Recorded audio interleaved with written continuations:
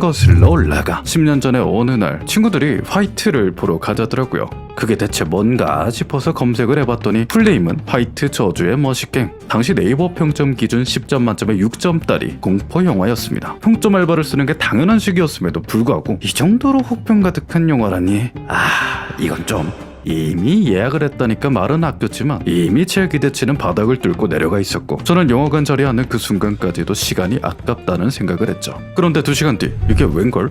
와, 존나 재밌었어요. 세상에 이렇게 재밌는 공포 영화는 다시는 없을 거란 생각마저 들었습니다. 자, 여기까지가 10년 전이었고 시간은 흘러 봐야 흘러 어제 문득 이때 생각이 나서 큰 기대를 안고 영화를 재탕했습니다. 그런데 이게 웬걸? 와, 존나 재미없더라고요. 아니, 대체 10년 전의 김송과 어제의 김송은 뭐가 달랐던 걸까요? 이미 알고 있던 내용이라서 나이를 먹고 머리가 커서? 물론 그렇기도 하겠지만 이 정도로 엇갈린 평가를 만들어낸 가장 큰 원인은 기대감이었을 겁니다. 흔한 얘기죠. 실제 한 마케팅 연구에서도 기대 불일치가 영화 평가 흥행에 큰 영향을 미친다는 결과가 나오기도 한 것처럼 적당한 기대는 용기가 되지만 과한 기대는 필연적으로 부담과 실망을 낳죠. 너무나 당연한 얘기입니다.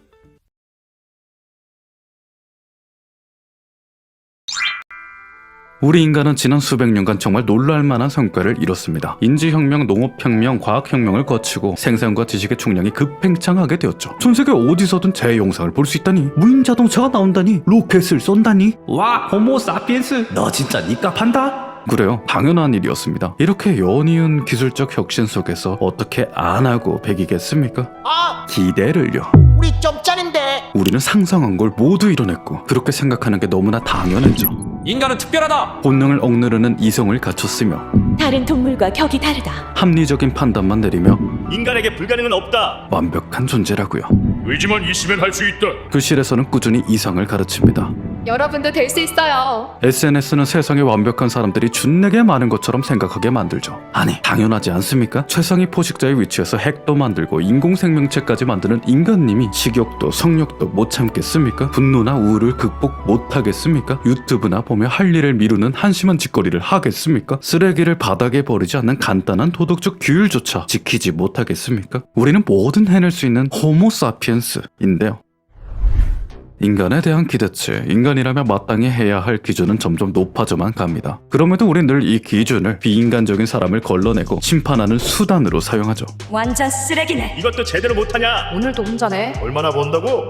여러분, 근데 우리 한번 툭 까놓고 말해봅시다. 우리만의 비밀로 하고 정말로 까놓고 말해봅시다. 당신은 좌충우돌, 등신 같은 짓도 하고 후회도 합니다. 남을 괴롭히기도 해보고 무시도 해보고 욕으로 미움도 받고 은따도 당해봤죠. 지난 2년에 질척거리기도 하고 남이 알면 끔찍한 망상을 하기도 하죠. 특이한 성적 취향을 가지고 있거나 누구에게나 비난받을 만한 신념을 가지기도 합니다. 남들 앞에 섰을 때는 사람 같지만 홀로 있을 때는 끊임없이 게으르고 나약하고 잔인하고 이기적이고 변태적인 사람. 말만 들어도 너무나 징그럽고 더럽고 가까이 하기 싫은 사람이지만 그 사람은 거울 속에서 매일매일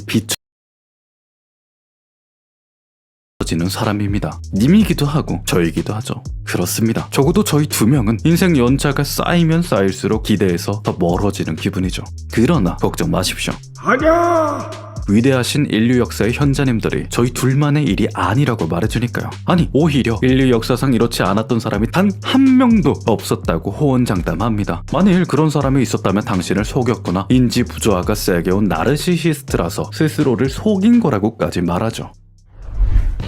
다양한 분야의 수많은 책들이 끊임없이 공통적으로 전해왔던 단 하나의 메시지가 바로 이겁니다. 인간은 족밥이다. 좀 천박하죠? 그래도 이 표현만큼 인상 깊게 말하긴 힘들 것 같아요.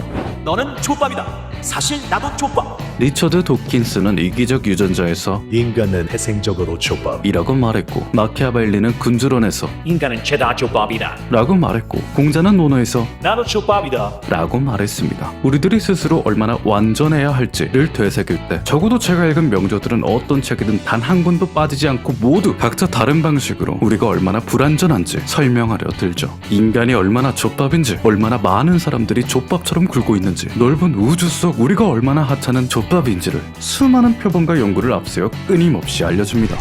님들, 인간의 유전자는 지난 10만 년간 거의 변하지 않았어요. 우리에게 스마트폰만 빼서 들어도 본능에 충실하며 감정적이고 이기적인 원시인만 남죠. 기술적 진보가 착각을 불러왔지만 결국 우리는 이기적이고 조악하고 의존적이고 불완전한 인간이라는 껍데기를 절대로 네버 벗겨낼 수 없습니다. 한마디로 정리하면 이겁니다. 인간에게 기대를 낮추라. 초등학생에겐 그 누구도 미적분 푸는 걸 기대하지 않죠. 우리가 인간에게 오만하고 비현실적인 기대를 버리지 못한다면 자신에 대한 혐오와 타인에 대한 분노로 가득 찬 진짜 개족밥이 되겠죠. 아니 저기야 기대를 낮추라뇨.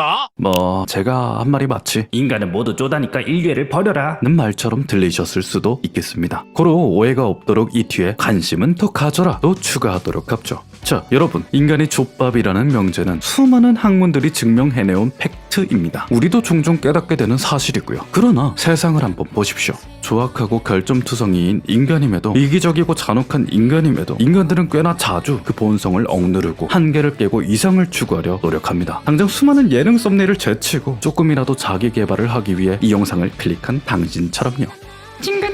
델포이 신전에 적힌 네 자신을 알라는 말은 실제로는 이런 뜻 아닌가 싶습니다. 네가 얼마나 족밥인지를 알아라. 그리고 그럼에도 내가 해내는 일을 알아라. 고요. 님들, 우리가 본성에 안주하는 건 당연한 거고 그걸 극복해내려 하는 건 당연하지 않습니다. 혹여나 실망감이 차오르실 때면 우리가 고작 인간임에도 불구하고 어떤 일을 해왔는지를 살펴보세요. 아침에 늦잠 자려는 걸 참고 동료의 실수를 용서하고 친구의 고민을 진지하게 들어주고 시간을 내서 자기 개발을 하는 이 행동들은 모두 인간이라면 마땅히 해야 할 당연한 행동이 아니라 불완전한 인간임에도 불구하고 더 높은 이상을 위해 본성을 거스르고 한계를 부수어내는 위대한 행동이니까.